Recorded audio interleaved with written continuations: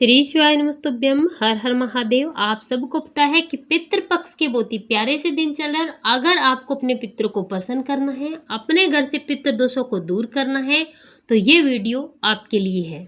पूज्य गुरुदेव जी की कथा से सुन करके अच्छे से समझाऊंगा। बस रोटी के ऊपर रोटी रखना है, इस उपाय को करना है। पितृ आपके प्रसन्न होंगे तो आपके पूरा परिवार हमेशा प्रसन्न रहेगा। कैसे करना है इस उपाय को, किन किन चीज़ों की जरूरत पड़ेगी, अच्छे से समझाऊंगा। सिर्फ आपको सुनते जाना है, वीडियो में अंत तक बने रहें।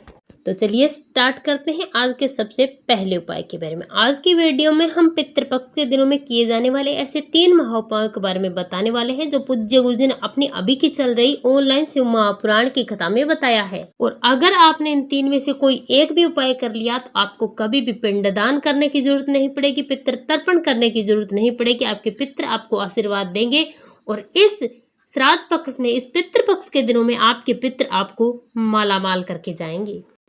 इस उपाय के लिए आपको लेनी है रोटी। यहाँ पर आपको 2 रोटी नहीं लेनी है, 1 रोटी लेनी है और उसे आपको 2 भागों में बांट लेना है, यानी कि आधा आधा करना है। आज की कथा में पूज्य गुरुजी ने इसका कारण भी बताया। पूज्य गुरुजी ने बताया कि जो महिलाएं होती हैं वो 2 कुल को तारती हैं। 2 कुल का मतलब है कि एक तो अपने ससुराल पक्ष को तारती है और दूसरा अपने मायके पक्ष को तारती है। तो जितने भी महिलाएं हैं, जितने भी लड़कियां हैं, जो इस पितृपक्ष में आपको 1 रोटी लेनी है, लेकिन इस रोटी के छिलके को आपको नहीं उतारना है, बराबर आपको 2 भागों में से बांट देना है। इस रोटी पर आपको गुड़ या शक्कर, कोई भी मीठा आपको रखना है। गुड़ है तो गुड़ रख दीजिए, शक्कर है तो शक्कर रख दीजिए, नहीं तो चीनी आप रख लीजिए।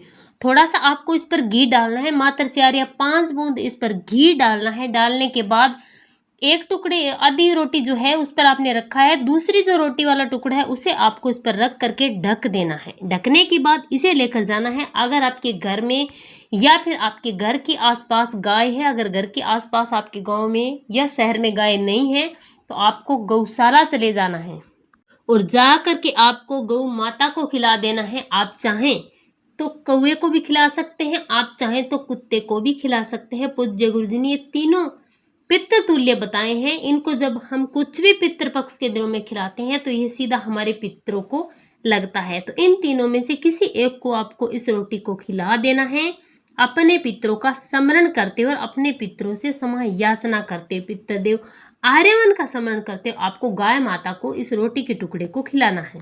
और आप चाहें तो इस प्रकार से अलग अलग 1-1 रोटी तैयार करके उस पर मीठा रख के थोड़ा सा घी डाल करके तीनों को भी आप खिला सकते हैं। अगर आपने पितृपक्ष के 16 दिन में से किसी भी एक दिन इन तीनों को खिला दिया तो आप अपने पितरों को खुश कर लेंगे। पितृ दोष आपके घर से समाप्त हो जाएंगे और कभी भी आपको पितृ दोष नहीं लगेंगे। अगर आप इसे डेली कर सकते हैं तो बहुत ही अच्छी बात है, और अगर आप डेली नहीं कर सकते तो कम से कम 1 या 2 बार आप जरूर करें।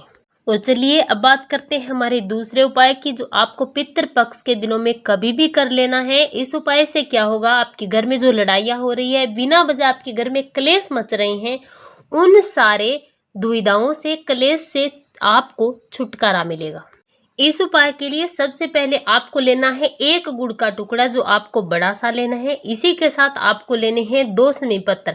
अगर आपके पास समय पत्र नहीं है तो परेशान होने की जरूरत नहीं है। 2 चावल के दाने लेने हैं, अक्षय चावल के दाने।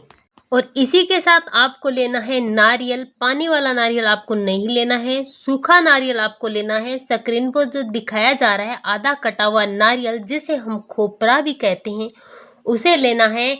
और इसमें आपको ये गुड़ डालना है, 2 समी पत्र डालने हैं। समी पत्र नहीं है तो 2 चावल के दाने आपको डाल दे रहे हो। इसे लेकर के आपको अपने पूरे घर में घूम जाना है, अपने पितरों का स्मरण करना है, क्षमा याचना करनी है।